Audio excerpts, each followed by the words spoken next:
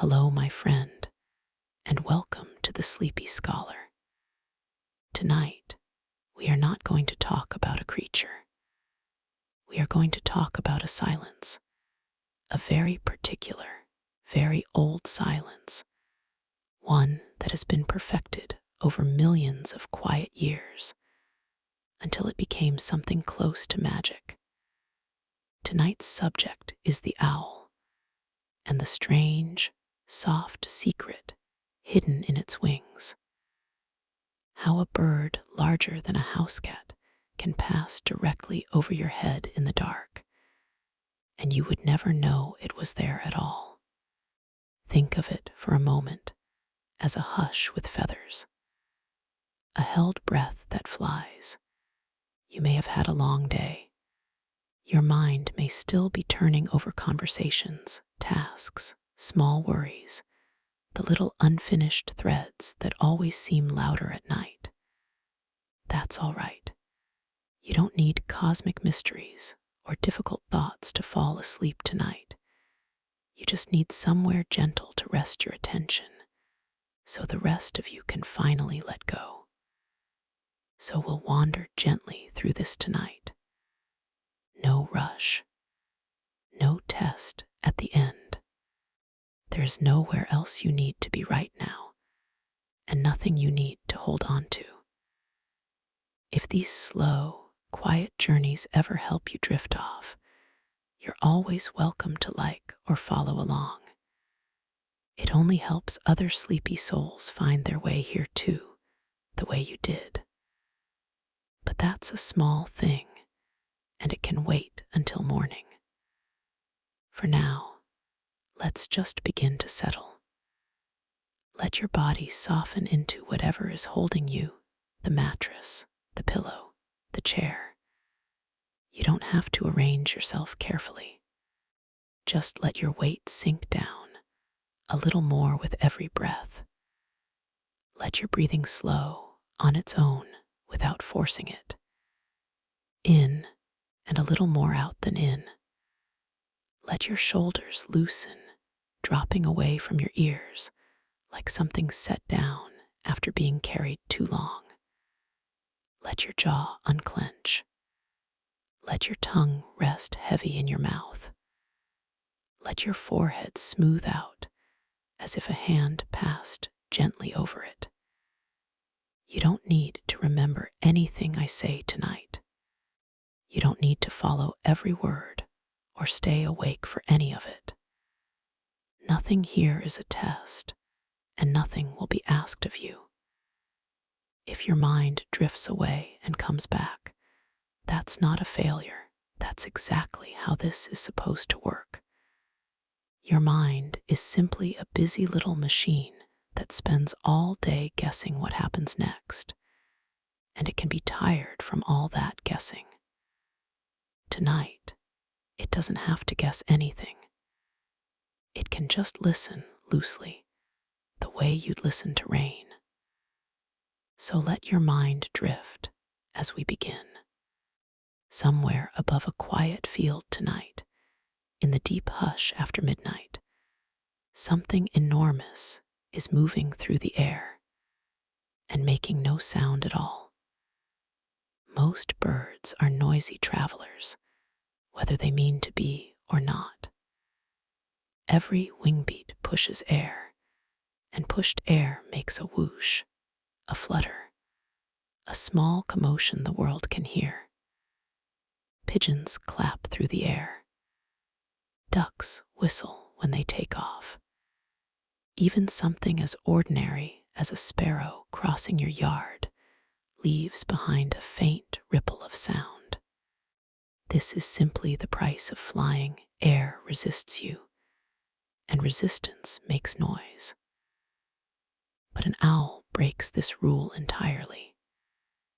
It can glide low over grass, over gravel, over a sleeping meadow, and arrive at its target as quietly as a shadow arrives at sunset, already there, without ever announcing that it was coming. For hundreds of years, people simply called this silent flight. and left it as a small mystery of the natural world, something eerie and half magical. It isn't magic. It's engineering, feather by feather, older and finer than anything humans have built. And your own body, alive tonight, breathing slowly, shares more with that mystery than you might expect. You, too, are the product of small, quiet adjustments made over long stretches of time until something impossible became simply how you move through the world. But that is only the beginning of the story. Look closely, closer than any eye could really manage, at the very edge of an owl's wing, the leading edge that meets the oncoming air first, and you'll find something unexpected.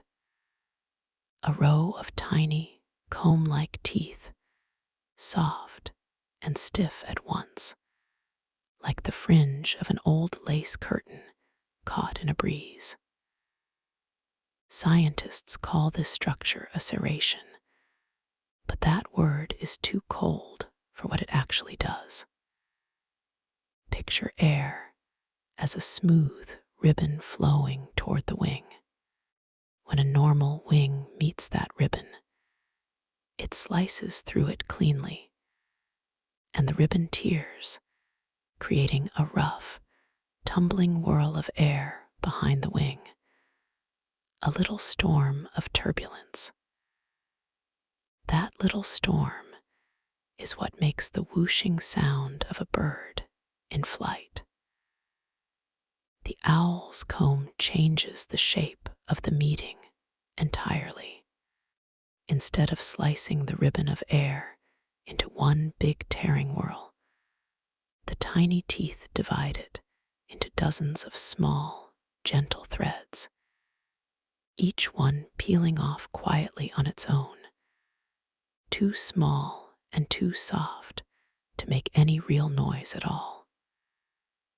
It's the difference between tearing a single wide sheet of paper, one loud rip, and pulling apart 100 thin threads of tissue, one at a time, in near silence. You do something similar every day without knowing it. When a hard feeling arrives all at once, it can feel like tearing. But when you allow it to come apart slowly, in small threads, it rarely makes the same noise inside you. But that is only one small part of the story. It's worth noticing just how small these comb-like teeth actually are, each one only a few millimeters long, barely visible without looking closely. And yet each one plays its own quiet part in the whole. No single tooth in that comb does very much on its own. Its real effect only appears once you look at the entire row together. Dozens of tiny points working in unison, each one taking a small share of a much larger job. It's a useful thing to notice, how something almost too small to matter, repeated patiently many times over, can add up to an effect far larger than any single piece alone could manage. There is something else worth resting on for a moment. Not every feather along an owl's wing carries this same comb-like edge. It appears mainly on the outer flight feathers, precisely the ones that meet oncoming air first and fastest.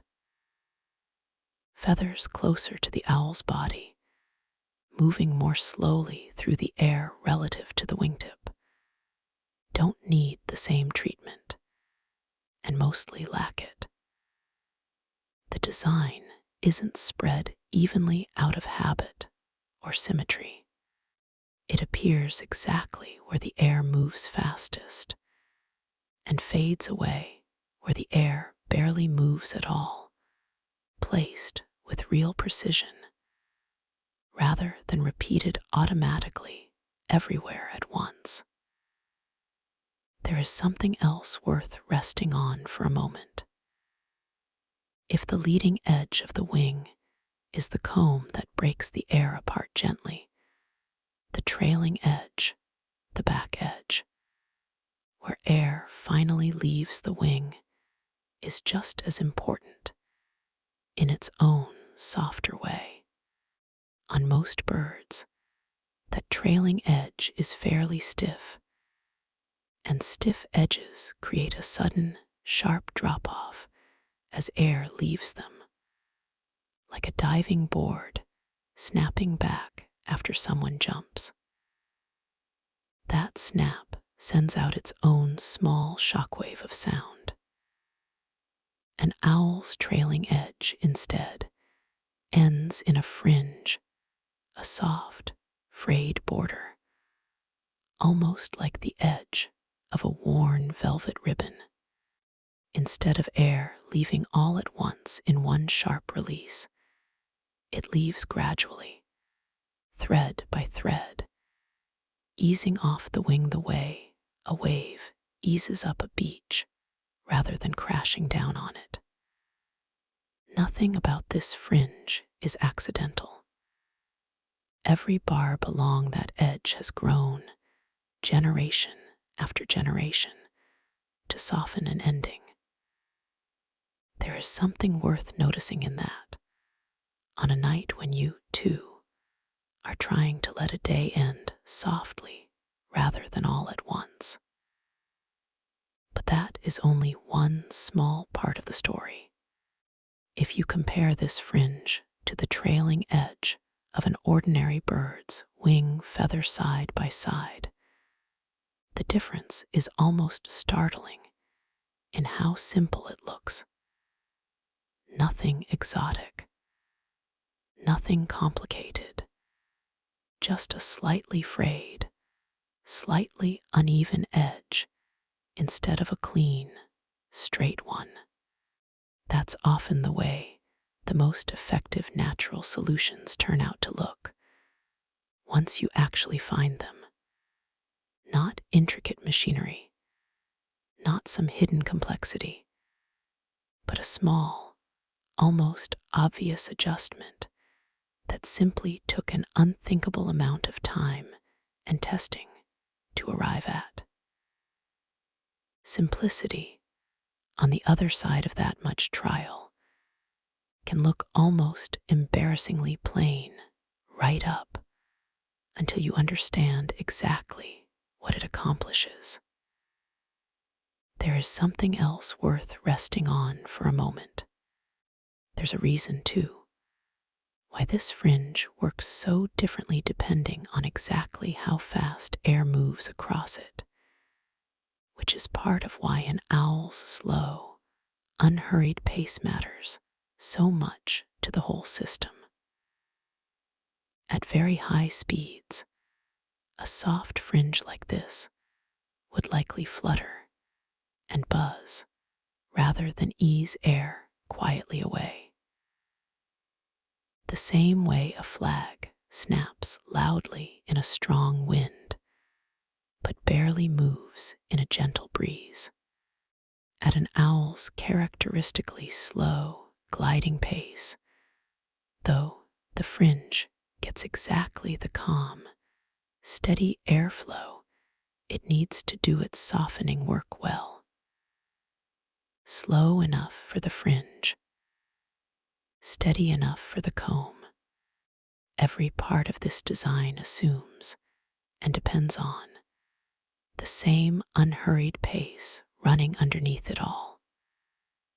There is something else worth resting on for a moment. Beneath the outer feathers, where you would never think to look unless someone told you to, an owl's wing is covered in something closer to velvet than to feather at all. Most birds have wings with a somewhat glossy, smooth surface, good for slipping through air with as little friction as possible. An owl's upper wing surface, instead, is covered in a soft, downy nap, dense and fine, almost like the surface of a peach or the back of a worn velvet couch. Under a microscope, each little barb along the feather doesn't lock tightly to its neighbors the way most feathers do. It stays a little loose, a little separate, creating thousands of tiny air pockets across the wing's surface. That texture absorbs sound the way a heavy curtain absorbs an echo in an empty room. Any small vibration that does happen gets soaked up into that velvety layer before it ever has the chance to become a noise loud enough for a small animal below to notice. Somewhere in your own life, you probably have something like this too, a soft layer that quietly absorbs the small frictions of your day before they ever reach the people around you. Tonight, you don't have to absorb anything. You can just rest inside your own softness for a while. But that is only one small part of the story. If you ran a hand across an owl's wing, from the front edge to the back, you'd notice the texture itself gradually changes, almost like moving your hand across 3 different fabrics stitched quietly together.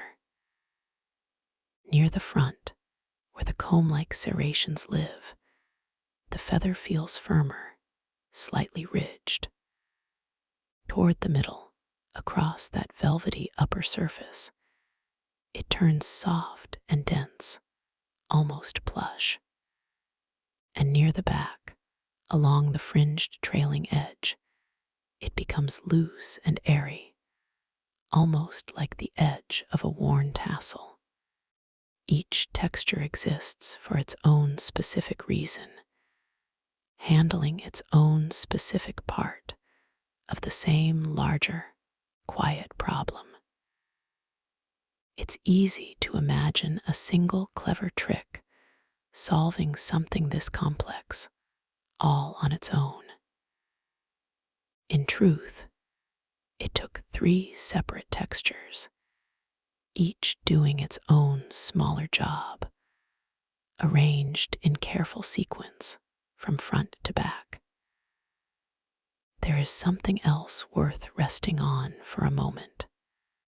There's also something worth knowing about how this softness reaches all the way down to the barbules. The tiniest threads that normally hook neighboring feather strands tightly together, giving most feathers their smooth, weatherproof surface.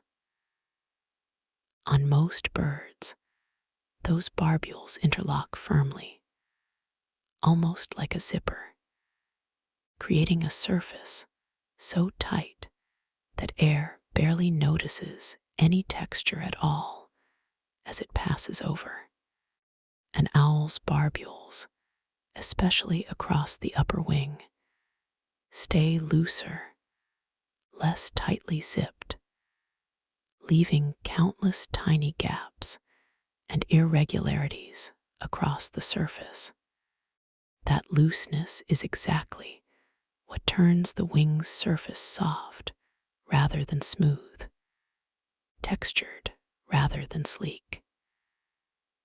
Everything else the owl carries, the comb, the fringe, the whole hushed design, ultimately traces back to this same idea, played out at the smallest possible scale. Fasten a little less tightly, and the whole surface learns to absorb rather than reflect. There is something else worth resting on for a moment. An owl's wings are, for its size, remarkably large, wide, rounded, generous in their span, far broader than you'd expect from an animal that isn't especially heavy. Scientists describe this with a term called wing loading, simply how much weight is supported by each part of the wing's surface. A low wing loading means a lot of wing, spread wide, carrying comparatively little weight. An owl has some of the lowest wing loading of almost any bird its size. What this means, in plain terms, is that an owl doesn't need to work very hard to stay in the air. It doesn't need to beat its wings quickly or forcefully to generate lift, the way a small, heavy bird might.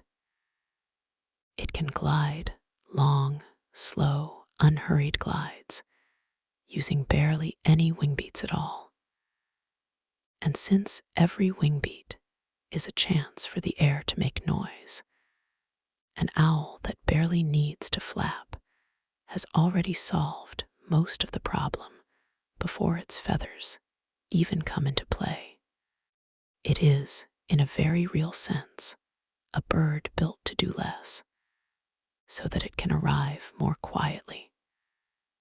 There may be something gentle to notice in that tonight, as you let your own body do less than it did all day, and let the stillness carry you instead. But that is only one small part of the story. There's a cost to this quiet, unhurried way of flying, and it's worth naming honestly. An owl's low wing loading, its wide, generous wings, come at the price of raw speed. An owl in level flight is, on the whole, a fairly modest flyer compared to many other birds of prey. Nowhere near as fast as a falcon stooping toward its target. Nowhere near as agile in open-air pursuit as a hawk weaving between branches. It traded away speed for quiet, almost completely, the way you might trade away one thing you wanted in order to keep something you needed more. Nothing in nature seems to arrive without some kind of trade folded into it. Every advantage seems to ask for something in return. An owl decided, somewhere far back in its own long history, that silence was worth more to it than speed, and shaped its entire body around that one quiet choice. There is something else worth resting on for a moment. That same broad wing shape also changes how much energy an owl spends simply staying aloft, hour after hour, through a long night of hunting. Wide, generous wings catch more lift from even a gentle breeze, letting an owl glide for long stretches with barely any effort at all, resting its flight muscles even while still moving steadily forward. A narrower-winged bird, by comparison, often has to work its muscles harder and more continuously just to stay in the air. An owl's whole night, then, isn't spent working hard and resting in short bursts, but gliding gently for long stretches, conserving its energy the way a careful walker paces themselves across a long, unhurried evening rather than sprinting the whole way. There is something else worth resting on for a moment. It's worth pausing, too, on how differently an owl's wingbeat sounds compared to almost any other bird, even before any fine feather detail comes into play at all. Most birds beat their wings quickly, several times a second, simply to generate enough lift to stay airborne. An owl's wing beat, by comparison, is slow and deliberate, often just a beat or two, followed by a long, silent glide, then another slow beat only when needed. Fewer beats mean fewer chances for even a small sound to occur in the first place. The quiet isn't only built into the shape of each feather, it's built into the whole rhythm of how often the owl even needs to move its wings at all. There is something else worth resting on for a moment. Here is something that might surprise you. An owl's silent flight isn't actually silent to everyone. To your own ears, an owl passing close by might make almost no sound at all, perhaps the faintest whisper of air, gone before you'd notice it. But to another owl, or to sensitive recording equipment, there is still some sound present. The wing isn't a perfect vacuum of silence. It's simply quiet in a very specific, very deliberate way. Small rodents, mice, voles, shrews, the very animals an owl hunts, hear sound in a slightly different range than we do. And it turns out that whatever faint noise an owl's wing still produces has been shifted through all these small feather adaptations into frequencies that fall mostly above what a vole or mouse can hear. The owl hasn't achieved silence in some universal sense. It has achieved silence exactly where it needs it, inside the hearing range of the one animal it is trying not to warn. It's a very specific kind of quiet, not the absence of sound, but sound aimed so precisely that it slips past the one listener who matters, without ever needing to disappear entirely. But that is only one small part of the story.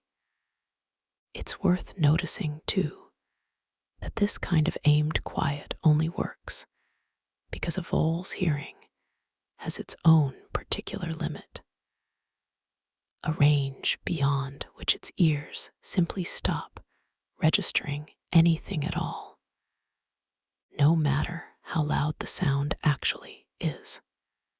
An owl's wing doesn't need to erase sound so much as slip past that specific limit, arriving in a register the vole's ears were simply never built to notice. It's a bit like speaking in a tone pitched just outside someone's hearing, rather than whispering, technically present, technically real, and yet functionally as good as silence to the one ear it was aimed around. There is something else worth resting on for a moment. Not every owl in the world actually needs this silent trick, and the exception tells you almost as much as the rule. Fish owls, large, striking owls found near rivers in parts of Asia, hunting fish instead of small mammals, don't have the same soft, fringed feathers as their cousins. Their wings are closer to those of an ordinary hawk, sturdier, less velvety, a little noisier in flight. The reason is simple once you hear it. Fish, underwater, can't hear an owl's wing beats through the surface of the water at all. There was never any pressure on these owls to evolve a silent wing, because their prey was never listening in the first place. Silence, it turns out, isn't a universal owl trait. It's a very specific answer to a very specific problem, grown only where it was actually needed. Sometimes the most elegant designs in nature aren't universal rules, but precise answers to precise, local questions. Nothing wasted, nothing added just because it looks impressive. But that is only one small part of the story. Some owls, too, hunt insects rather than mammals. And even here, the story shifts slightly depending on exactly what's listening. Moths, for instance, have their own limited hearing, tuned mostly to detect the high, sharp calls of hunting bats rather than the broader range a mouse might notice. An owl hunting moths still benefits from a quiet approach, since a startled moth can drop suddenly out of the air or dart erratically at the faintest disturbance. But the exact shape of that quiet, which frequencies matter most to silence, which barely matter at all, shifts slightly depending on whether the listener below has fur or wings. Every version of this silence, it turns out, is a little bit tailored, shaped not toward some universal idea of quiet, but toward whatever particular creature the owl is hoping not to startle that night. But that is only one small part of the story. Some owls also hunt other birds, small ones caught while roosting at night.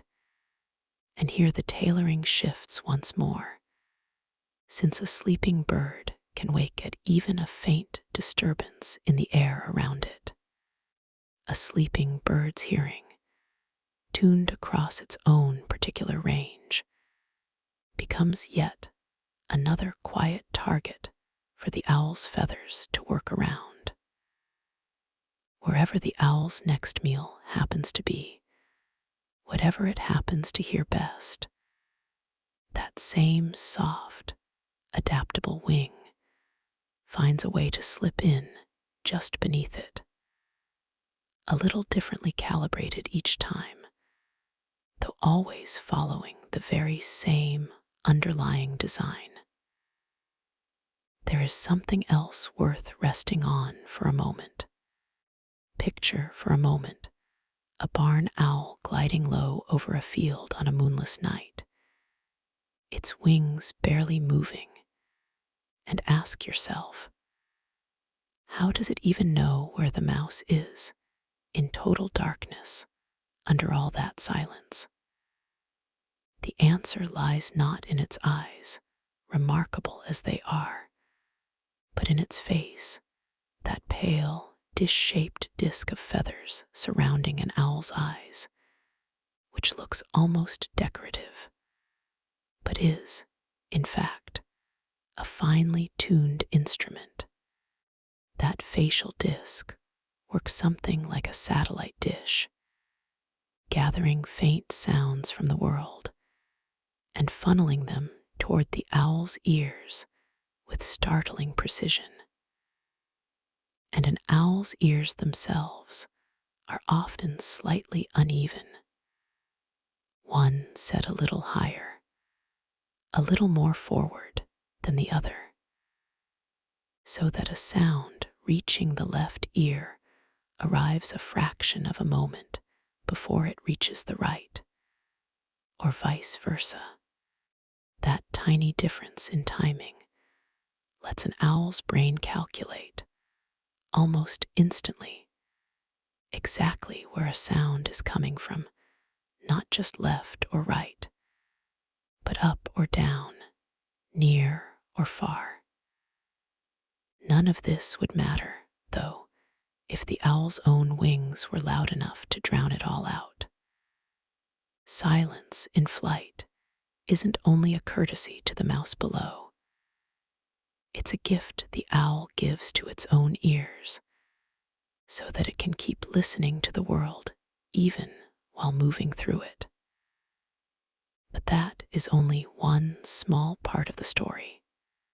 It helps for a moment to think about sound itself the way you might think about ripples spreading across still water.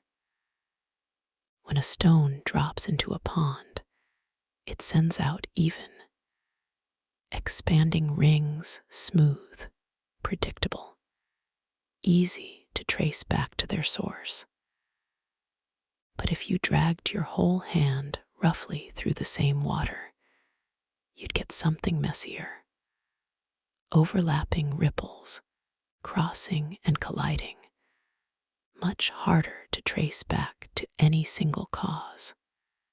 That messy, overlapping kind of ripple is closer to what a normal bird's wing beat sends through the air.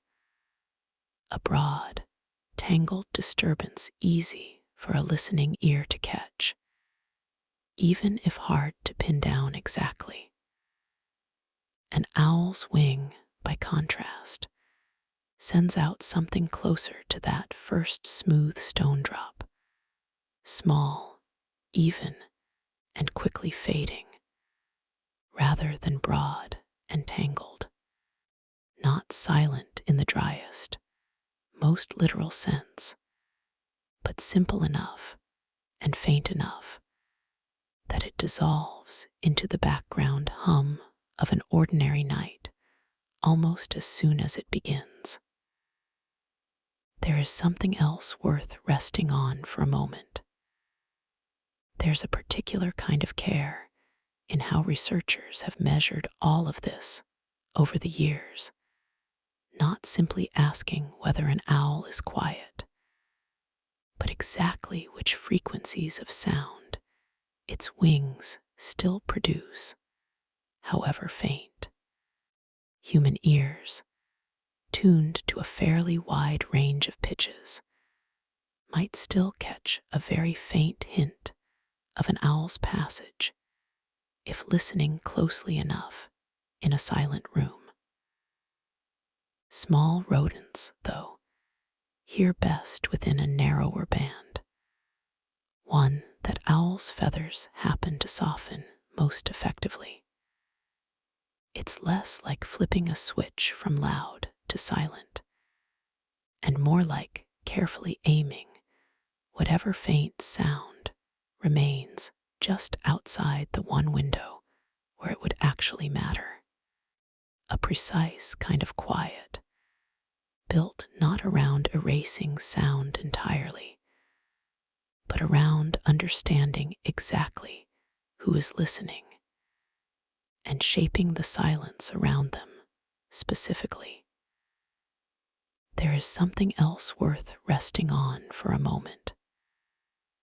Consider, too, how much of this entire hushed system depends on an owl never rushing. A rushed wing beat, a hurried turn, a sudden burst of speed. Any of these would strain the soft, careful balance the feathers rely on, forcing air to separate and tumble no matter how well designed the wing might be. An owl's silence depends, in part, simply on its willingness to move slowly enough that the design never has to be pushed past what it can gently handle. There's a kind of lesson folded quietly into that, too, that even the most elegant solution can be undone by hurrying it. Some things simply ask to be done slowly, or not fully at all. But that is only one small part of the story. There's a particular moment, just before an owl commits to a strike, where its whole body seems to pause, wings briefly cupped, legs drawn forward, the entire glide gathering itself into one still, suspended instant before the final drop. Photographers who have captured this moment on camera often describe it as looking almost like a held breath, frozen midair, wings spread wide and motionless for just a fraction of a second longer than momentum alone would explain. It isn't hesitation, it's precision, one last quiet check before committing fully to the only part of the whole approach that can't be undone.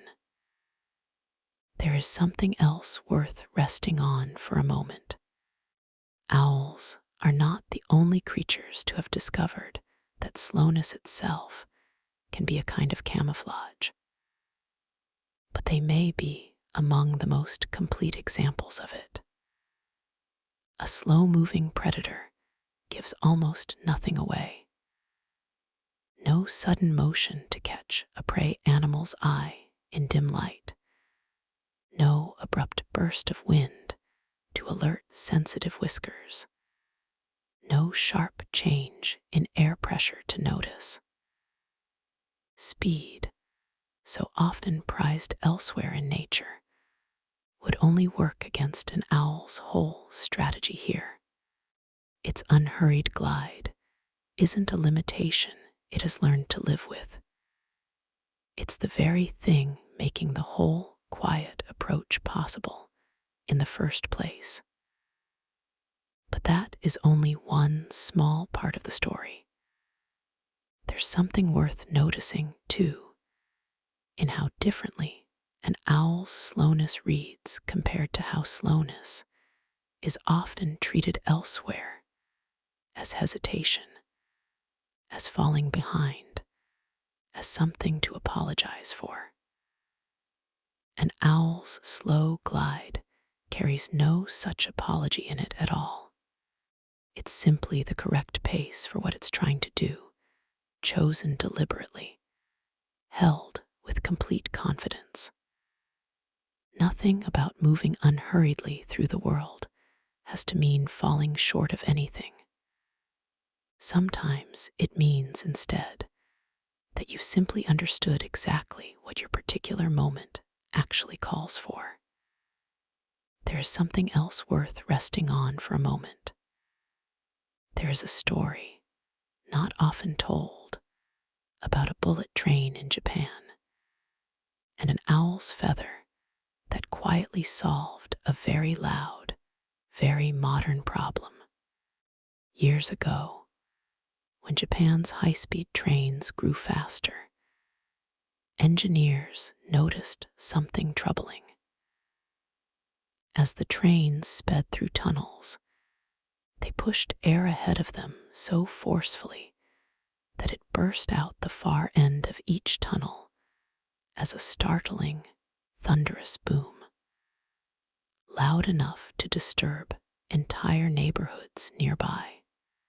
An engineer working on the problem happened to also be a bird watcher, and he began studying how certain birds moved through air so quietly despite their shape and speed. The kingfisher's beak, famously, but also the layered, serrated structure found in owl feathers, and the way certain surfaces could ease air through them rather than forcing it. Those quiet observations of feathers eventually helped reshape parts of the train's design, smoothing transitions, softening abrupt edges, letting air ease its way through rather than being forced. The trains became quieter. The boom softened into something closer to a whisper. It's a strange thought to sit with tonight, that something as small and old as a bird's wing, feather could, centuries later, quietly reshape how an enormous machine moves through the world, not by force, but by teaching it how to yield instead of fight. But that is only one small part of the story. That same engineer, studying birds for these tunnel noise solutions, also looked closely at the owl's whole approach to moving through resistant air rather than fighting it head on. An idea that shows up again and again in this field called biomimicry, where careful observation of the natural world quietly answers questions engineers have been struggling with for years. It's a curious kind of humility built into that whole approach. Rather than assuming the newest human invention must be the most advanced solution available, biomimicry starts from the opposite assumption that something alive, refined slowly over immense stretches of time, likely solved a very similar problem long ago, often more elegantly than anything built quickly from scratch ever could. There is something else worth resting on for a moment. Long before any of this was written down in a research paper, it was already written into the shape of a feather, one small barb at a time, across an unthinkable stretch of time. Owls, in some early form, have likely existed for tens of millions of years, long before humans, long before most of the animals we'd recognize today. Somewhere in that immense stretch of time, a very small, very slow set of changes accumulated.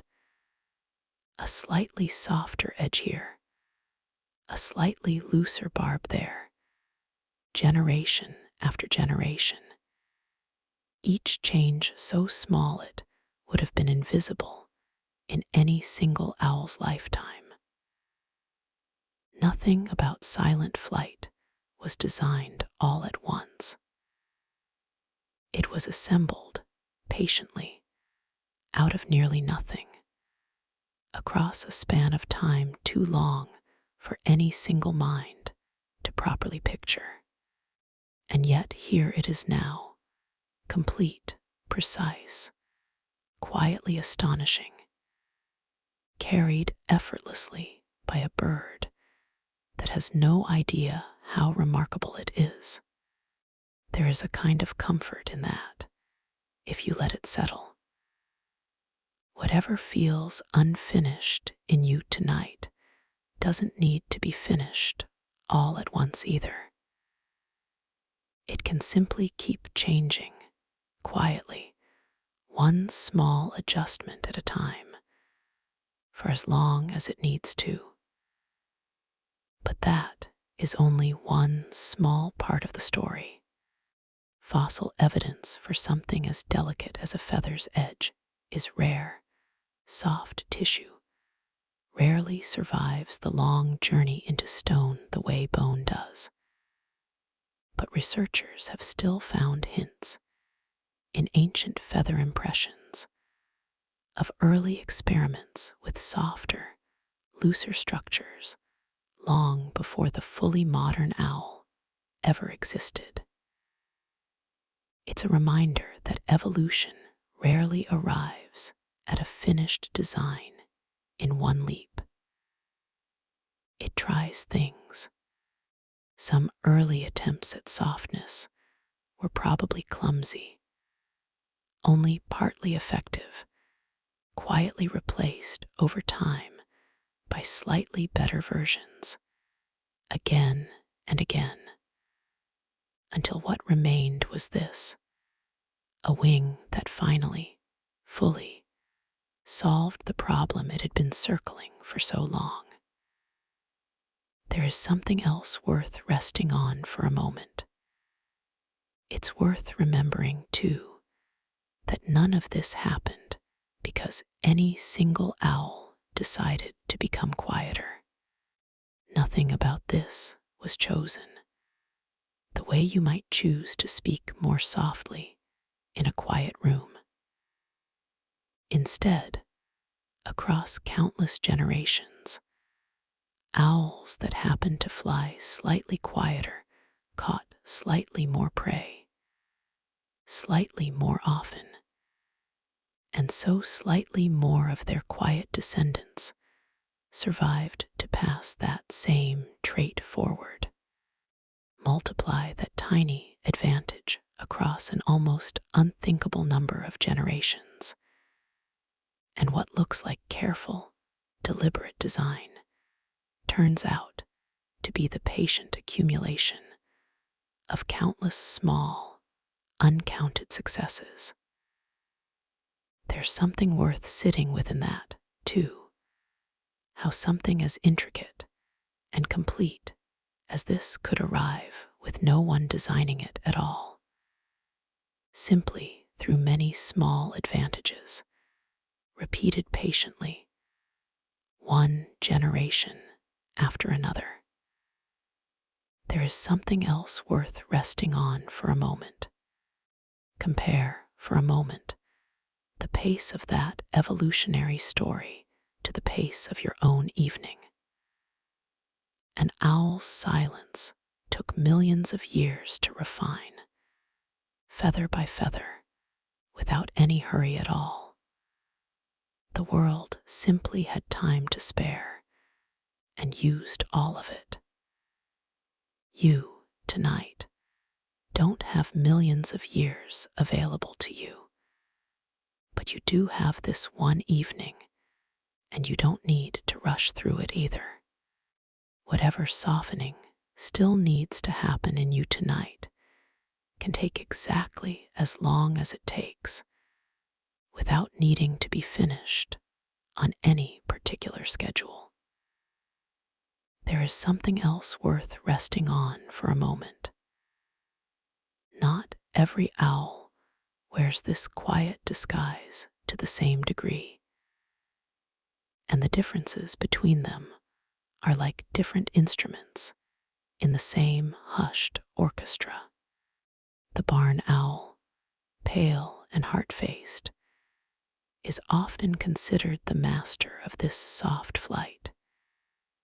Its serrated and fringed feathers, unusually refined even among owls. The great gray owl, one of the largest owls in the world, uses this same silence to hunt something remarkable. Voles hidden entirely beneath thick snow, located by sound alone, then struck through a foot or more of snowpack with startling accuracy. The tiny elf owl, barely the size of a sparrow, uses a smaller version of the same trick to hunt moths and insects in the warm dark of the desert. Each of these owls inherited the same basic toolkit: the comb, the fringe, the velvet, and shaped it slightly differently to fit its own particular hunt. Nature rarely repeats a solution exactly. It borrows the idea and lets each creature adjust it to its own quiet purpose. But that is only one small part of the story. The saw-whet owl, one of the smallest owls found across much of North America, carries this same quiet toolkit at an even more miniature scale, hunting mice and insects from low, unassuming perches in dense woodland. Its size makes it easy to overlook entirely, and its call, a repetitive, mechanical-sounding note that gave it its unusual name, is far more often noticed than the bird itself. Even among owls, some carry their quiet so completely that most people who live near them never once realize they're there. There's something else worth resting on for a moment. The little owl, found across much of Europe and parts of Asia, took a slightly different path still. Smaller than a great horned owl, larger than an elf owl, comfortable hunting in daylight far more often than most of its relatives, snatching insects and small prey from open ground with quick, low flights.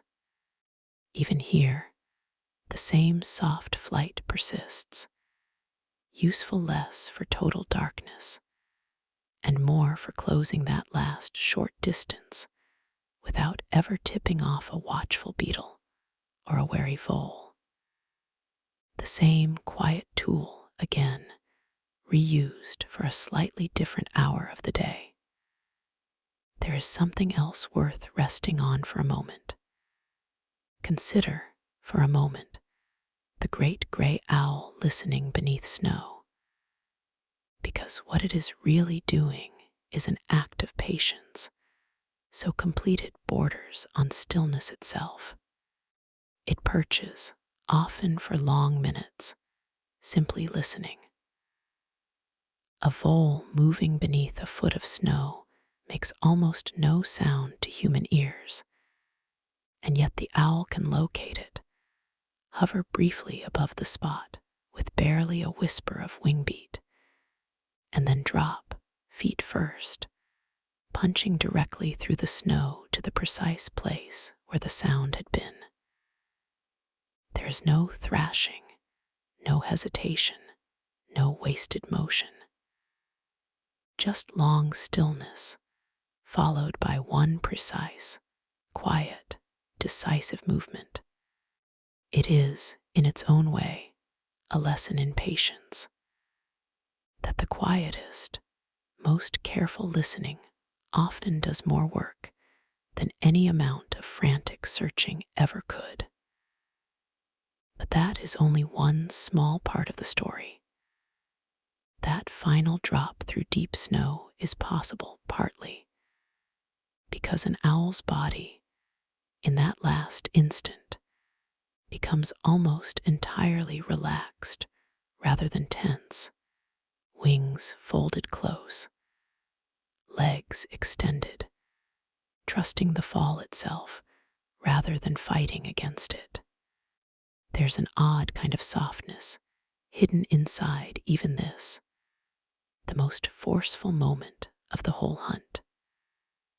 Rather than crashing down with rigid effort, the owl allows gravity to do most of the work, guiding rather than forcing its own descent. Even at its most decisive, it finds a way to let go rather than push. There is something else worth resting on for a moment. Feathers, remarkable as they are, don't last forever, and an owl's relationship with wear and renewal has its own small, careful rhythm. Over time, feathers become worn, frayed in the wrong places, less precise in their softening work. An owl, like most birds, molts, replacing old feathers with new ones, but not all at once, the way you might expect. Instead, it happens gradually, a few feathers at a time, so that the owl is never left without enough working feathers to fly and hunt. This slow, staggered renewal means an owl's silence is something it must continually maintain, feather by feather, throughout its life. Never finished, never permanent, always being gently renewed in the background, while the rest of its life carries on as normal. Perhaps there there is something familiar in that too.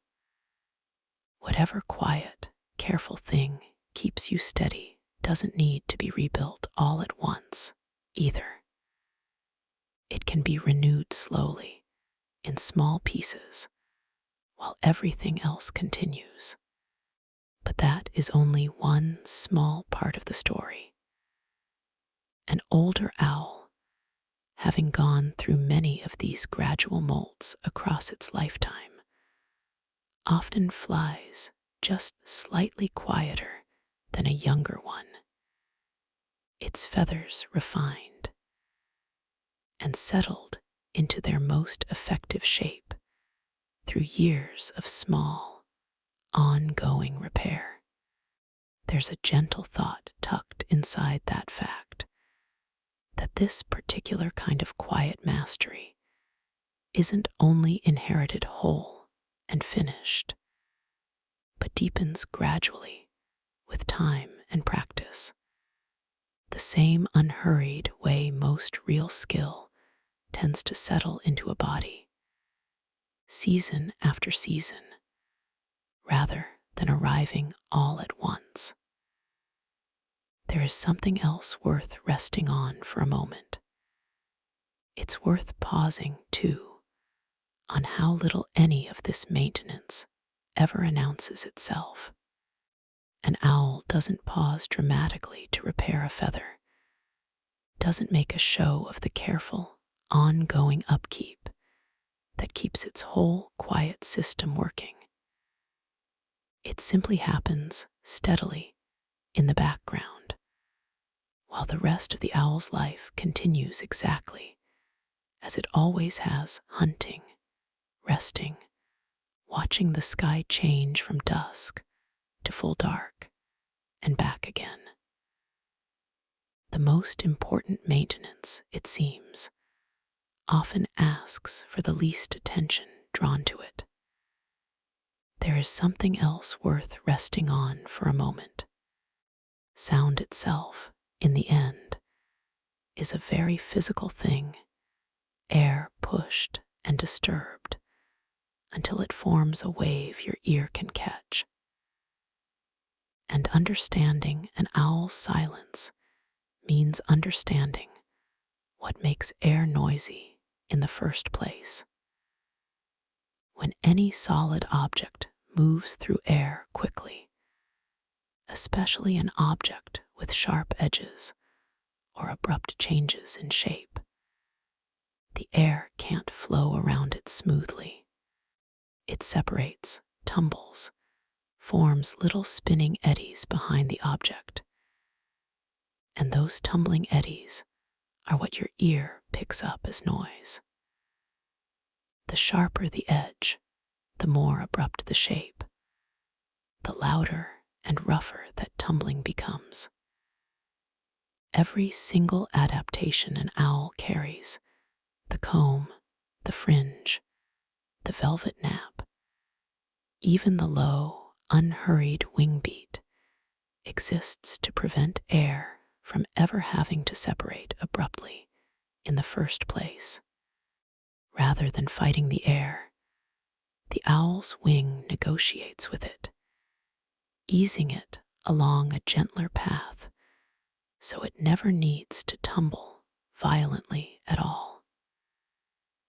It's worth noticing tonight that most quiet things work this way, not by resisting force with force, but by finding a gentler shape for whatever is moving through them. There is something else worth resting on for a moment. Researchers studying this decades ago and still today have used wind tunnels, long chambers where controlled air flows steadily past an object to measure, almost sound by sound, exactly how an owl's wing differs from an ordinary bird's.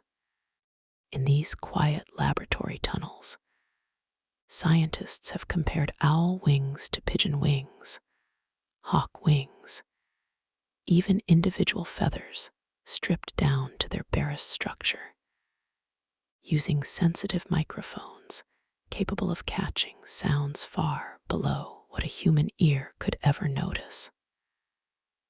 Again and again, these tests confirm the same thing. It is not one single trick that makes an owl's flight silent, but the entire combination working together: comb, fringe, and velvet, each handling a different part of the same problem. Remove just one of these features, and the wing becomes measurably louder. It takes the whole arrangement working together to create the finished hush.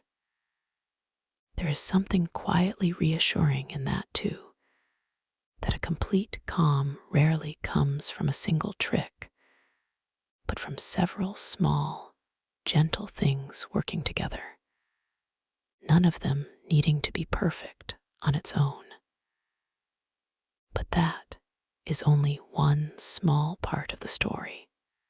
These same wind tunnel studies also revealed something a little unexpected: the specific spacing between each tooth of the comb and the specific length of each strand in the trailing fringe. Both matter enormously to how well the whole system works.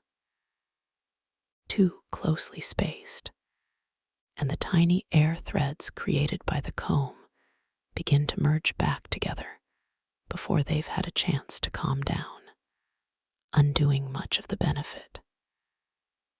Too widely spaced, and gaps form where a larger, noisier whirl of air can still slip through untouched. What actually appears on a real owl's wing sits closely within a narrow, carefully tuned range. Not the widest possible spacing, not the tightest, but very close to whatever the underlying physics of air seems to reward most. It's a small reminder that even something shaped slowly, without any conscious planning at all, can still land remarkably close to what a careful, modern equation would calculate as ideal. There is something else worth resting on for a moment. Engineers, watching these owl studies with great interest, have begun borrowing this same idea for something surprisingly ordinary: wind turbines. Modern wind turbines, spinning steadily to generate electricity, can be surprisingly loud. A persistent, whooshing hum that has become a real concern for people living near large wind farms. In recent years, engineers have experimented with adding small serrated edges to turbine blades, modeled directly on the comb-like structure of an owl's wing, hoping to break up the turbulence the same way an owl does. Early results have been promising. Turbines fitted with these owl-inspired edges tend to run measurably quieter than standard blades, without losing meaningful efficiency. A structure that took millions of years to refine in the wild is now, in a small way, helping to quiet something built only decades ago. It's a strange and lovely thought to hold as you drift, that the same soft trick keeping a mouse unaware of danger in a dark field might also be quietly softening the hum of a turbine somewhere on a distant hillside tonight. There is something else worth resting on for a moment. The same idea has found its way into something even closer to home: the quiet, ordinary hum of fans. certain computer fans and ventilation systems have been redesigned with small serrated or fringed edges along their blades, directly inspired by owl feather structure, in an effort to reduce the whirring hum that fills so many quiet rooms. Some of these designs have measurably reduced the noise these fans produce without sacrificing how much air they move. It's easy to imagine that owls exist somewhere far away from ordinary life, in wild forests and quiet fields.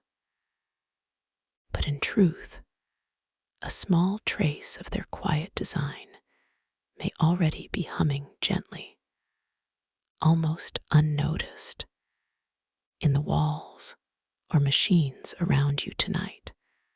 One more soft echo of something the natural world worked out long before we did. But that is only one small part of the story. There's something worth pausing on in how differently these borrowed ideas get used, depending on who's doing the borrowing. A turbine engineer cares about shaving away a few decibels from a distant hum.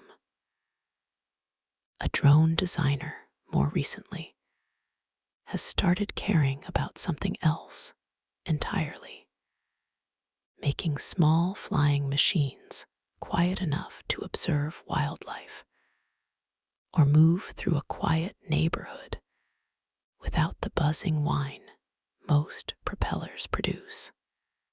Early tests on serrated, owl-inspired propeller blades have shown a noticeably softer hum, even if the whole idea is still young, still being refined, the way most borrowed ideas take their own time to mature. The same soft feather keeps finding new places to be useful, each one a little different from the last, none of them asking the original owl for anything at all. There is something else worth resting on for a moment. There's something particular about how an owl's silent flight relates to speed, because, as it turns out, silence and speed rarely coexist easily. Falcons, built for speed, can reach extraordinary velocities in a dive, but they are correspondingly noisier flyers, their stiffer, sharper wings cutting hard and fast through the air. Owls made the opposite trade, slower, quieter, patient rather than explosive. An owl will almost never outrun its prey in open pursuit. Instead, it wins by never being detected at all, by making the chase unnecessary in the first place. There is a kind of wisdom folded into that trade-off. Not every advantage comes from moving faster. Sometimes the greater advantage comes from moving so gently that you were never noticed as a threat to begin with. There is something else worth resting on for a moment. Even an owl's legs and feet carry a small, easily overlooked piece of this same quiet design. Many owls have surprisingly dense, soft feathering running all the way down their legs, sometimes nearly to their talons, plumage that serves partly for warmth, especially in colder climates, but also softens the final motion of a strike, cushioning contact with grass, snow, or leaf litter in those last silent inches before the talons close. Even the ending, the single moment the entire quiet flight has been building toward, arrives without a hard, sudden sound. Everything about the owl, from wingtip to talon, has been shaped toward the same soft purpose. But that is only one small part of the story. It's worth noticing, too, how much of an owl's hunt depends on this final moment, costing it almost nothing if it happens to miss. Because the whole approach is so quiet, a failed strike rarely gives the owl away the way a loud, thrashing miss might for another predator. It can simply lift off again, circle back, and try once more without having spent its cover in the process. Silence doesn't just help the first attempt succeed. It protects every attempt after that one too, keeping the whole night's hunt patient and unhurried rather than a single desperate gamble. There is something else worth resting on for a moment. There's a particular kind of confidence that seems to come from never needing to rush a single moment of the process, gliding slowly, listening carefully, striking decisively only once everything lines up. Nothing about an owl's hunt looks anxious, even in its most decisive instant. It looks, instead, like something that has already done all its worrying earlier, quietly, in the shape of its own feathers, long before the moment ever arrived. There's a shape worth borrowing there, even briefly, tonight. Letting the necessary caution happen early and gently, so that the moment itself can simply unfold, calm and unhurried, rather than carrying any leftover tension into it. There is something else worth resting on for a moment. For a very long time, before anyone understood any of this scientifically, people simply noticed the eeriness of an owl's silence and built stories around it. In many cultures across history, an owl's sudden, silent appearance, seeming to materialize out of nowhere, with no warning wing beat at all, became tangled up with omens, spirits, night magic, the uncanny feeling of something arriving without permission. It's easy to understand why. A silence like that, in a world before science explained it, would feel less like biology and more like a small, deliberate haunting. Now you know the quieter truth behind it, not magic, but feathers refined by an almost unimaginable stretch of time, solving one small, specific problem so completely that it looked, to untrained eyes for centuries, like something from beyond the ordinary world. But that is only one small part of the story. If you could hold a single owl feather in your hand tonight, which you can't, and don't need to, you'd notice it isn't really one thing, but three, layered quietly together. There are the long outer feathers, called primaries, that do most of the work of pushing against air, and just behind them, the secondaries, slightly shorter, helping to shape the wing's curve. Beneath all of that sit the coverts, smaller, softer feathers that overlap like shingles on a roof, smoothing the transition between the bigger feathers and the wing itself, so that air never meets a sudden, jarring edge as it travels across the surface. Each layer alone would only manage part of the job. Together, overlapping gently like shingles, they hand the air smoothly from one surface to the next, never allowing a single sharp seam where noise could gather. There's something to notice in that, too, how a calm surface is rarely made of one single thing, but of many small layers, each softening what the one before it started. There is something else worth resting on for a moment. It's worth pausing for a moment on just how quiet this silence actually is compared to something more familiar. An ordinary pigeon-taking flight produces a sudden, sharp clap and flutter, loud enough that you'd likely glance up without even meaning to. A barn owl passing at the same distance, moving at a similar speed, produces something closer to the sound of a slow breath being let out in an empty room, there, technically, but easily lost beneath the ordinary hum of wind through grass.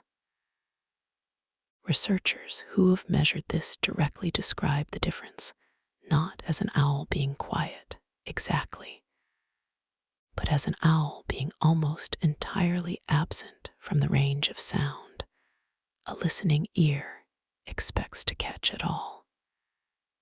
It isn't muffled. It's nearly erased. Imagine, for a moment, the quietest exhale you could manage, not held, not forced, just eased out slowly until it disappears into the room around you. That's closer to what an owl in flight actually sounds like, up close, on an ordinary night. There is something else worth resting on for a moment. Bats, sharing the same dark skies as owls, solved the problem of hunting at night in an entirely different way. And the difference tells you something quiet about the owl's own choice. A bat sends out its own sound. A stream of quick calls too high for human ears, and listens for the echo bouncing back off insects and obstacles around it. It doesn't need silence at all. In fact, it depends on noise, its own noise, carefully managed and understood. An owl took the opposite path entirely. Rather than speaking into the dark and listening for an answer, it simply listens patiently, passively, to whatever sound the world happens to offer on its own. For that strategy to work at all, the owl's own body has to stay out of the way completely, contributing nothing to the very stream of sound it depends on. Two creatures, sharing the same darkness, chose two entirely different relationships with sound. One built on speaking, one built entirely on listening. There might be something worth noticing in which of those two feels more like your own evening tonight. There's something else worth resting on for a moment. Somewhere in a hollow tree, months before it ever takes flight, a young owl begins its life covered not in sleek feathers, but in soft, loose down, fluffy, warm, and entirely unsuited to flying at all. Only gradually, over its first weeks, do true flight feathers begin pushing through that down, arriving slowly, unevenly, each one still slightly imperfect compared to what it will eventually become. A young owl's first attempts at flight are noticeably clumsier and louder than an adult's. The fine serrations and fringes not yet fully formed, the feathers still a little stiff, still learning their shape. Silence, it turns out, isn't something an owl is simply born within finished form. It's something it grows into, feather by feather, patiently, the same way anything delicate takes its own unhurried time to become what it's meant to be. There is something else worth resting on for a moment. Not every owl hunts the same way, even with the same quiet tools available to it, some patrol and some wait. A barn owl often hunts on the move, coursing low and steady over open fields, wing beats slow and sparing, covering long stretches of ground while listening the entire time. A great horned owl, larger and more powerful, more often prefers to wait perched silently on a branch for long stretches, watching and listening, before dropping suddenly onto whatever passes beneath. Two different temperaments, you might say, one restless and searching, one patient and still, both arriving at the same quiet, decisive ending. Neither approach is better than the other. They're simply different ways of holding the same kind of attention. But that is only one small part of the story. Even between these two hunting styles, the quiet feathers matter in slightly different ways. For the coursing hunter, gliding steadily over open ground, silence has to hold up continuously, minute after minute, across a long, slow patrol.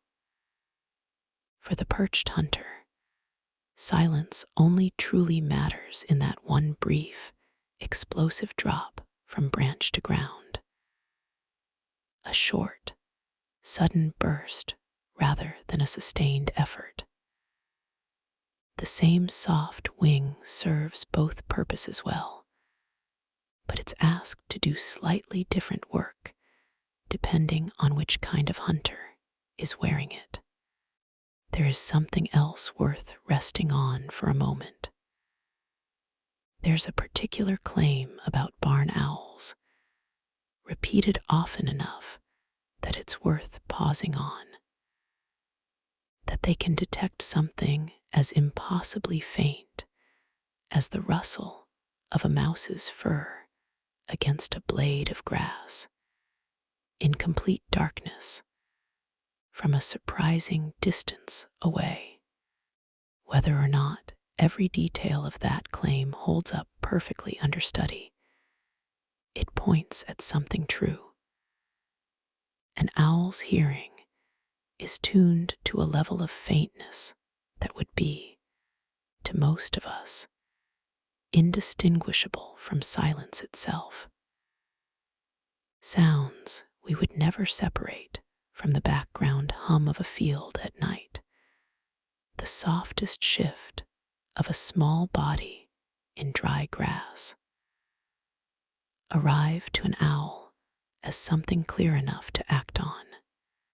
It's a strange thing to consider tonight as your own ears rest quietly against a pillow, that somewhere out there, an entire hidden layer of sound is happening all the time, just below what most of us ever notice. There is something else worth resting on for a moment. Prey animals, over the same long stretch of time, have not simply stood still while all of this happened around them. Many small mammals that owls hunt have developed their own quiet countermeasure. Not the ability to hear an approaching owl exactly, since there's often so little to hear, but a kind of general caution, freezing instantly at almost any unexpected sound at all, rather than waiting to identify its source.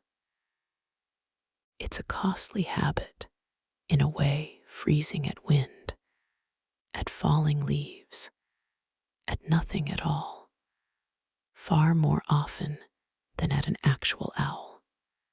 But for a creature that cannot afford to guess wrong even once, the cost of overreacting is far smaller than the cost of a single missed warning. Two sides of the same quiet arms race, one animal working for millions of years to arrive without a sound, another working just as long to react to any sound at all, just in case. There is something else worth resting on for a moment. Picture for a moment the largest owls in the world, eagle owls, with wingspans that can stretch close to 2 meters, powerful enough to take prey far larger than a mouse or vole. You might expect an animal that size to be the noisiest flyer of them all, simply because of its size and weight. And yet these enormous owls remain remarkably hushed in flight, carrying the same soft comb, the same fringed trailing edge, the same velvety upper surface as their smaller relatives, scaled up rather than abandoned. Size, in this case, didn't require trading away the quiet. It simply asked for a larger version of the same patient design. There's something worth noticing in that, too, that growing larger, or carrying more responsibility, doesn't have to mean growing louder or less gentle in how you move through the world. But that is only one small part of the story. It does take real muscle to keep something that large aloft on such a slow, unhurried glide, and eagle owls compensate with a chest and flight muscles proportionally larger than many smaller owls need. More muscle usually means more effort, and more effort can mean more strain, more vibration, more chance for something in the system to become just slightly noisier. And yet the same careful softening, the comb, the fringe, the velvet, manages to absorb that extra strain too, keeping even a much larger, more powerful glide within the same hushed range as its smaller cousins.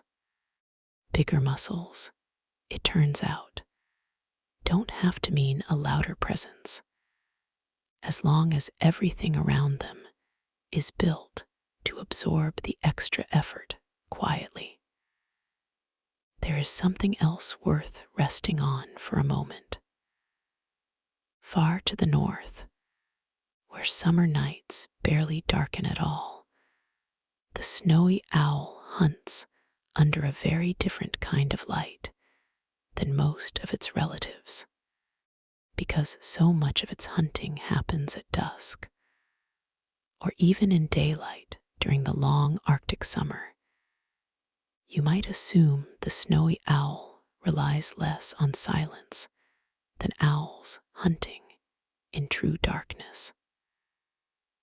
But it keeps the same soft, fringed feathers regardless, useful not only for avoiding detection by sound, but for allowing an unhurried, controlled approach across open, treeless tundra where there is nowhere to hide from watchful eyes.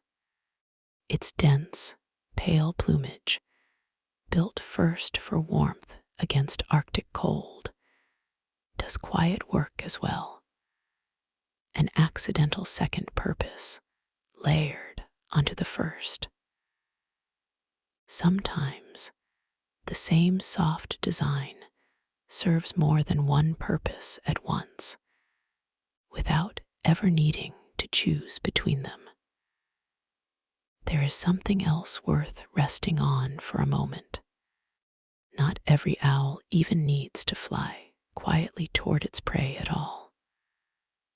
The burrowing owl, small and long-legged, spends much of its life on the ground, nesting in old rodent burrows and often hunting insects by simply walking or hopping across open ground in daylight.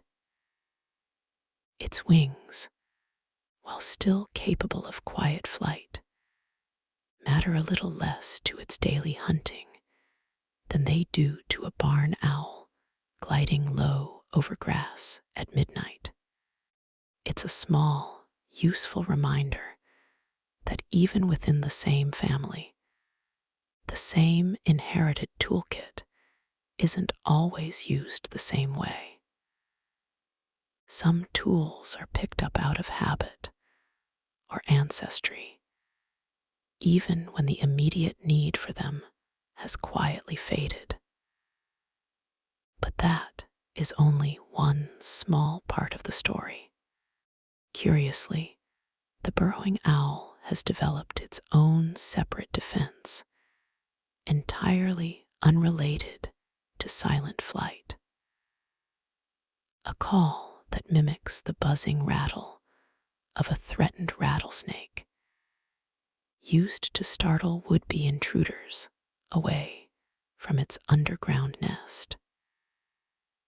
It's a reminder that quiet isn't the only strategy nature reaches for. Sometimes, instead of disappearing, a creature borrows a completely different kind of trick, a sound rather than the absence of one, to keep itself safe. Not every problem needs the same solution, even within the same family of birds. There's something else worth resting on for a moment. Even feathers that aren't directly involved in flight play their own part in an owl's overall quiet.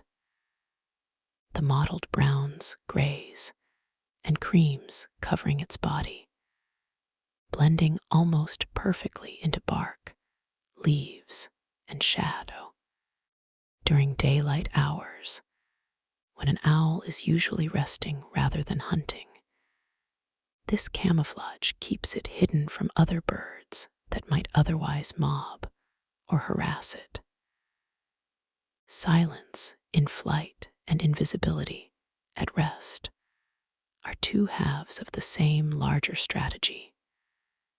An animal built, in almost every way, to move through the world leaving as little trace of itself as possible, in sound or in sight. But that is only one small part of the story.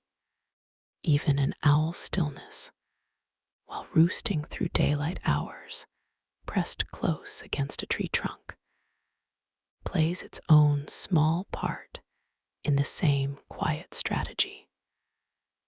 Rather than shifting or fidgeting the way many birds might, a resting owl often stays remarkably motionless for hours at a stretch, sometimes even swaying gently if a breeze moves the branch it's perched on, blending its own stillness into the tree's stillness almost completely. It isn't only about hiding from sight. It's about disappearing into the rhythm of the world around it so completely that there's nothing distinct left to notice at all. There is something else worth resting on for a moment. There is a subtler mechanism at work too, beyond the comb and the fringe. Something closer to how loosely or rigidly a feather holds its shape as air rushes across it. A stiffer feather under fast-moving air can begin to vibrate faintly, a flutter, almost too small to notice, but enough to add a thin buzz of extra noise. An owl's flight feathers are shaped and supported in a way that resists this fluttering, staying calm and steady under the same conditions that would set a stiffer feather trembling. There's a kind of steadiness worth noticing in that, too. How something flexible, rather than rigid, can sometimes hold its shape more calmly under pressure than something stiff ever could. There is something else worth resting on for a moment.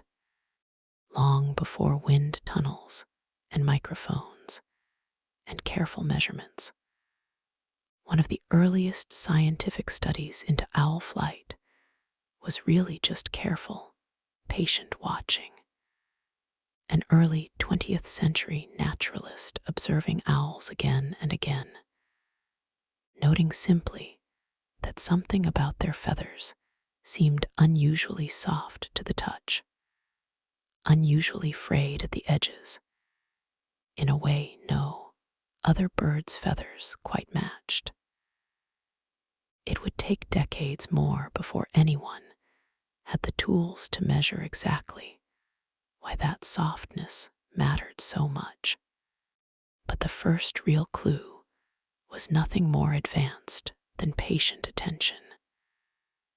Someone simply willing to look closely and wonder, long before there was any equipment capable of proving what they suspected.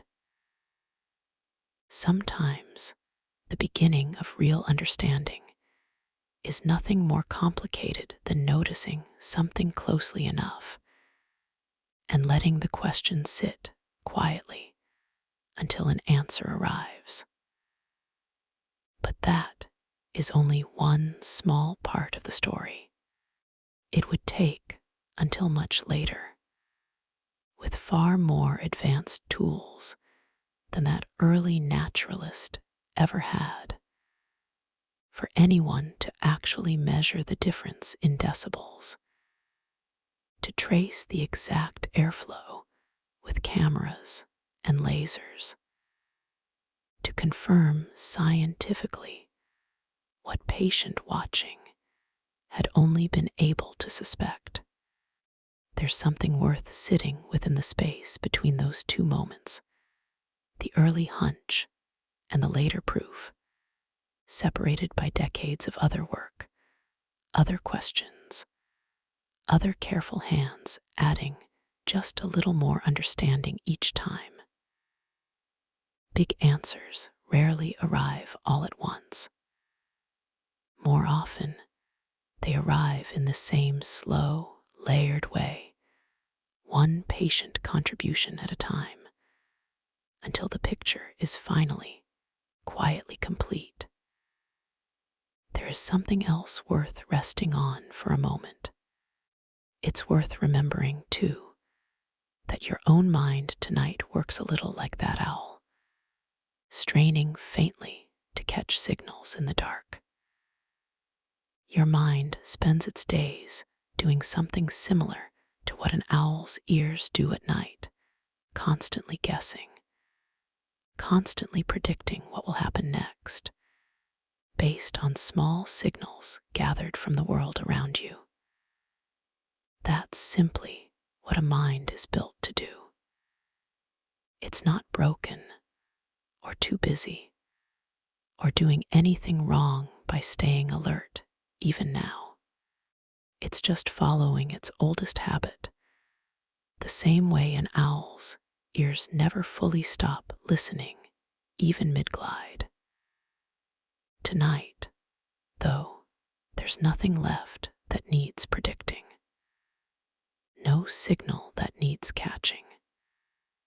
You can let that quiet, careful machine ease off its usual work, the same way an owl's wings ease off the air instead of fighting it, and simply let the guessing rest for now. There is something else worth resting on for a moment. There's also something to notice in how an owl's wing doesn't simply stay one fixed shape throughout a glide, but shifts subtly moment to moment. Small muscles and tendons let an owl adjust the curve of its wings slightly as it flies, flattening here, curving there, responding to small shifts in air, wind, and angle without ever needing a strong, sudden correction. It's less like a rigid tool and more like something continuously, gently adapting, feather by feather, to whatever the air happens to be doing in that particular moment. There's a kind of ease in that, too, meeting each small shift as it comes, adjusting quietly rather than resisting all at once. But that is only one small part of the story. There's a particular feather along the front edge of an owl's wing, sometimes called the alula, a small, thumb-like cluster of feathers that can lift slightly away from the rest of the wing during especially slow flight or a tight turn. Most birds have some version of this same small structure, using it to prevent a stall, that sudden loss of lift that happens when a wing tries to fly too slowly or steeply for the air to hold it up properly. For an owl, flying deliberately slow as a matter of course, this little safeguard matters more than it might for a faster bird, letting it hover briefly or bank sharply right at the edge of what would otherwise be too slow to stay aloft at all. Even this small, thumb-like flap of feather quietly protects the very slowness the whole silent strategy depends on. There is something else worth resting on for a moment. It's worth noticing, too, how an owl's tail plays its own quiet supporting role in all of this, rarely mentioned alongside the wings, but just as necessary. A broad, fanned tail helps an owl break gently before landing, spreading out to catch air and slow its glide without needing a sudden, noisy flap of the wings to manage the same job. Between the wide wings doing the gliding and the wide tail doing the braking, an owl can slow from a steady glide to a soft, controlled landing without ever needing an abrupt, noisy correction at the very last moment, when quiet matters most of all. There is something else worth resting on for a moment. Engineers studying flight more broadly, not just trains and turbines, but aircraft wings themselves, have looked closely at owls too, hoping to borrow some of that same quiet negotiation with air for entirely different machines. Early experiments have tested small serrated additions on aircraft wing surfaces and landing gear, aiming to reduce the noise these surfaces make as air rushes past them, especially during landing, when noise near airports matters most to the people living nearby. Full-scale results are still unfolding, slowly, the way most real engineering does, but the inspiration keeps circling back to the same soft, fringed feather, refined long before anyone thought to study it on purpose. But that is only one small part of the story. It's worth noticing, too, how differently this borrowing tends to go compared to most human invention, where a new idea is usually protected, guarded, kept exclusive for as long as possible. An owl's feather offers itself to anyone patient enough to look closely, asking nothing in return, protecting nothing, hoarding nothing. Trains, turbines, fans, propellers, aircraft, all of them free to borrow the same quiet idea again and again without ever using it up. There's something almost generous in that, even though generosity was never really the point. The design simply exists, freely available to whoever notices it. There is something else worth resting on for a moment, even beyond mechanical engineering. A few architects and acoustic designers have quietly borrowed the same underlying idea for something much stiller. Sound dampening wall panels, textured deliberately, unevenly, rather than flat and smooth, to break up echo in rooms meant for rest, recovery, or quiet concentration. Nothing about a wall panel looks like a feather, and no one designing one is likely picturing an owl at all. But underneath the specific shapes and materials, the same basic principle keeps reappearing. An uneven, textured, gently broken up surface swallows sound far better than a smooth, hard one ever could. It's less that owls invented this idea, and more that whatever quiet still exists in the world, in different forms, tends to be built the same patient way. There is something else worth resting on before we slow down further. An owl's eyes are not really round, the way ours might appear at a glance, but shaped more like long tubes, fixed firmly in place within the skull, unable to swivel side to side the way a human eye can. That tube shape allows for an unusually large lens and a wide, light-gathering surface, useful in near darkness, where every last scrap of available light matters. The trade is that an owl can't roll its eyes to glance sideways at all. Instead, it turns its whole head, sometimes startlingly far around, to look wherever it needs to look. It's a strange kind of trade, giving up a small, everyday freedom in exchange for something far more powerful in the one moment that matters most. Perhaps there's something to sit within that too. How giving up a little flexibility in just the right place can sometimes make room for something far more capable. But that is only one small part of the story.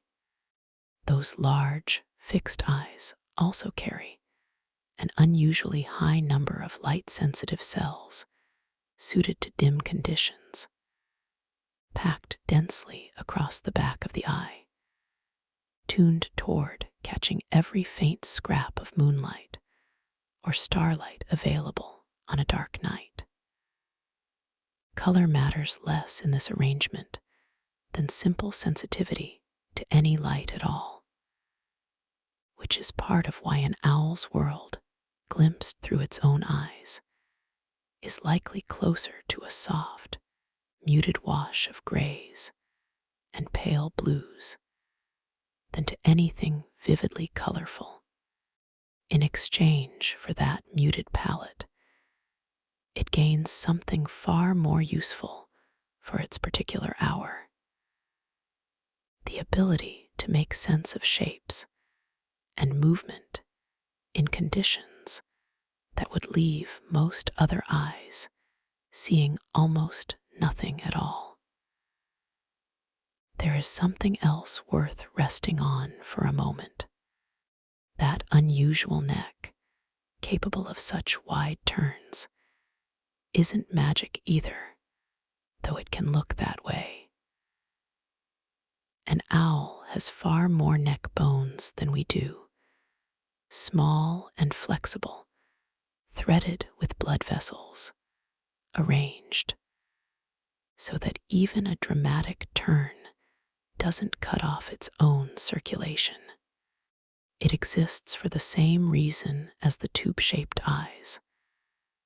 Since the eyes themselves can't move much, the whole head has to be free to turn instead, quickly and safely, toward any sound worth investigating. Everything about the owl, again, points back to the same quiet purpose: hearing something faint, then looking straight at it without hesitation or strain. But that is only one small part of the story. There's a particular myth worth gently setting down here, since it tends to circle around this same wide-turning neck. An owl cannot, in fact, turn its head in a full, unbroken circle, however dramatic the turn might look in the dark. It can turn remarkably far enough to look almost directly behind itself without moving its body at all. But it always has to turn back the way it came, the same wide arc reversed, rather than continuing on in one smooth loop. Even something built for such an unusual range of motion still has its own quiet limit, its own point where it simply turns back rather than pushing further than it needs to. There is something else worth resting on for a moment. Elsewhere in the night sky, other birds have tried, in their own smaller ways, to solve a piece of this same puzzle. Nightjars, for instance, birds that also hunt at dusk and after dark, catching moths and insects on the wing. Nightjars rely heavily on camouflage and quiet, careful movement, rather than the same refined feather engineering owls carry. Their flight is soft, but not nearly as thoroughly silenced as an owl's. It's a useful reminder that silence like this wasn't inevitable or automatic for every night-hunting bird. It was something owls, specifically, refined further than almost anyone else, simply because their particular hunt demanded it more urgently than most.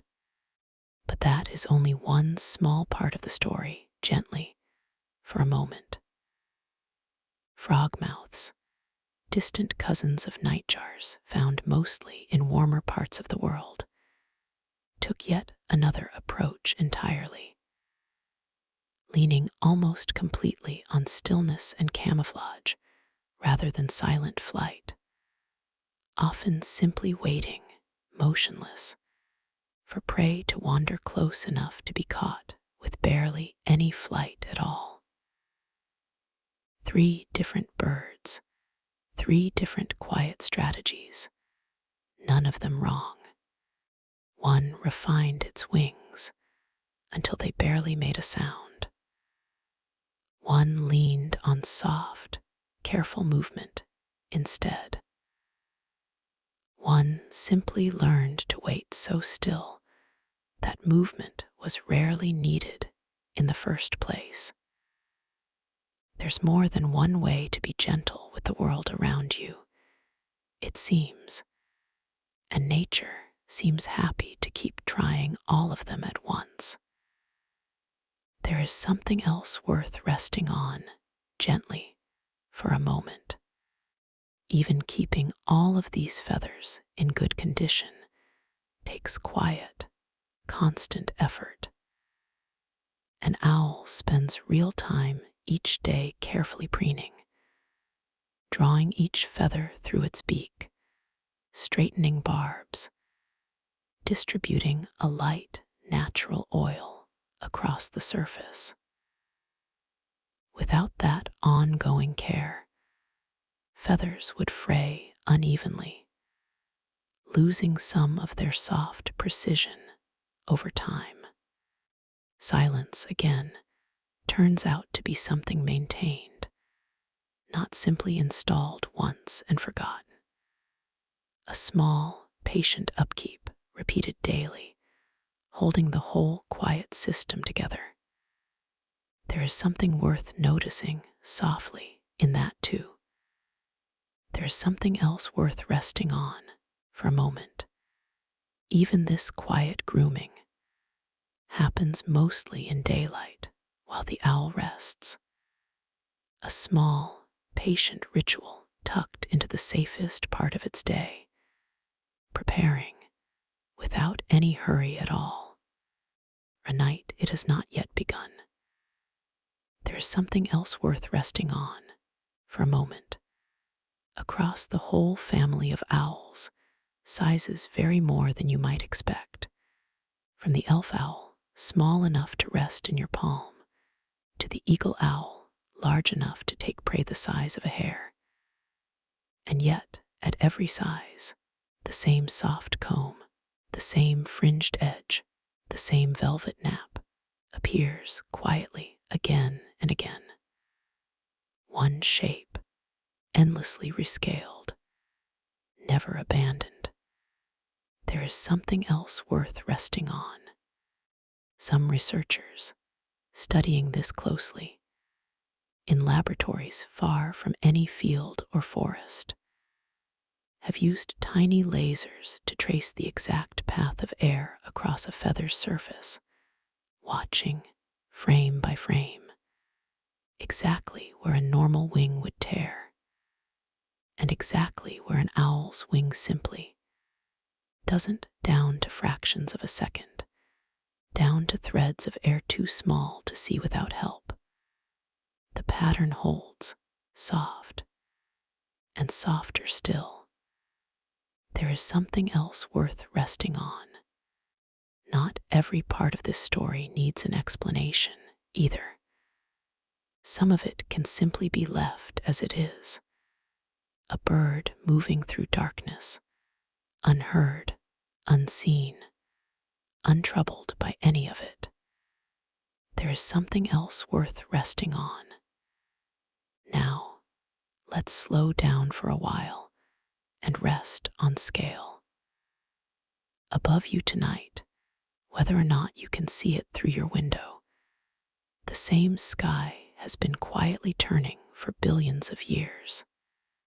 Long before any owl learned to fly without a sound, before mammals, before most of what you'd recognize as life, the same stars were already burning, unhurried, indifferent to time in the way only very old things can be. Your evening, however loud, however unfinished it felt a few hours ago, is a small, brief moment inside something vastly larger and calmer than itself. You don't need to hold onto tonight's worries as tightly as they might have asked to be held. Above you, the universe is steady and calm, unfolding exactly as it has for longer than you or I could really picture. And it will keep unfolding long after tonight is finished. There is something else worth resting on for a moment.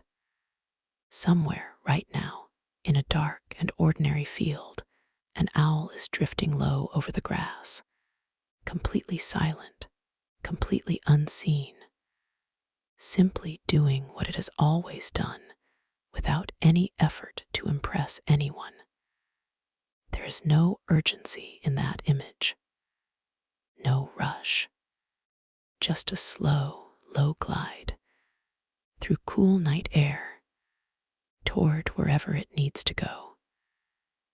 You can borrow a little of that stillness now, if you'd like.